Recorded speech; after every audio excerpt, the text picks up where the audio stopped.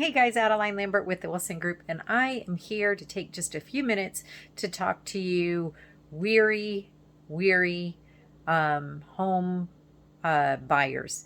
Many of you I know in the last 2.5 years started your home search. Maybe it was your first home. You started going out there looking and you'd done all the right things. Your credit was good. You had some money saved and it all was great. And then you just got hammered with multiple offers, beat out left and right. Many of you put in multiple offers. And I know a lot of you decided to just put a pin in it and wait a little while. And just when you thought it was safe to go back in the water, interest rates went off the chain. Kind of.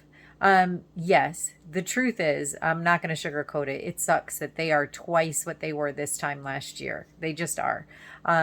But, it really is about perspective and it is all relative. So I say that because the truth is that 3% interest rates, 3.5% interest rates were not real life. They were not really sustainable. They were absolutely unheard of. They really fit the time.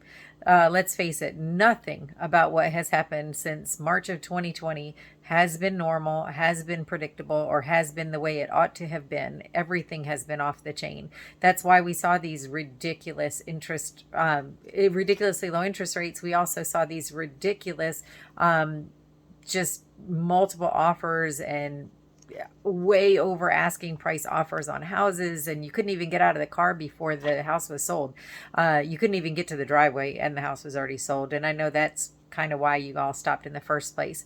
But I want you to think about something, and I want you to talk to your friends, family, parents, people who have bought houses over the last 20, 30 years. And they'll tell you that 7% is a little high. It is a little high, but it's not that high compared to what a normal interest rate would be. I bought my first house in 1993. The interest rate was about 7.25%, and we thought that was pretty good. My parents bought their first house in 1975, and their interest rate was in the teens.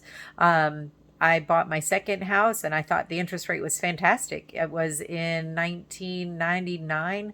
I bought my second house. Interest rate was right about 5.75. I bought my next house in 2005, right? Oh no, that one was, the second one was 6.25. The third one was in 2005 at right around 5.75. My credit was better. My income was better. I was just in a better position all the way around. And then I bought my house that I'm currently in 4 years ago, interest rates in the high fives, and was able to take advantage of the low interest rates to refinance it, which is what many people do. Many people who got an interest rate at 7 or 8% one year waited until the market gave them a bit of a shift and it got down to the fours and they just refinanced it. So I say that not to pretend that there's nothing weird or bad going on in the world. I just say that to say, rates go up, rates go down. One thing is for certain, the rentals always go up. So if you're not sure about whether or not it's worth trying to get back in the fray, I just want you to think about your personal situation. Have you outgrown the house you're in? Are you sick of living with roommates? Are you sick of living at home with your folks? Are you sick of paying rent? Did your rent just go way up? And are you curious about how much that monthly payment will get you in a house? And if that's the case, especially if your credit's in decent shape and you've got some money saved, let's talk. I'm not saying it may be the perfect time to buy, but it may be a lot closer to a good time than it ever has been in the last 2.5, 3 years. Because what you will see now is that you will have the opportunity to think about what it is you want in a house, to actually go and look at some houses, and know that you can actually see it online and schedule an appointment and get to see it before it's gone. You actually have a shot at it. You actually have a shot at getting some repairs done by the seller. You actually have a shot maybe even of getting the seller to kick in some money towards your closing costs, or at the very least a home warranty or something. So there's a lot of positives still out there.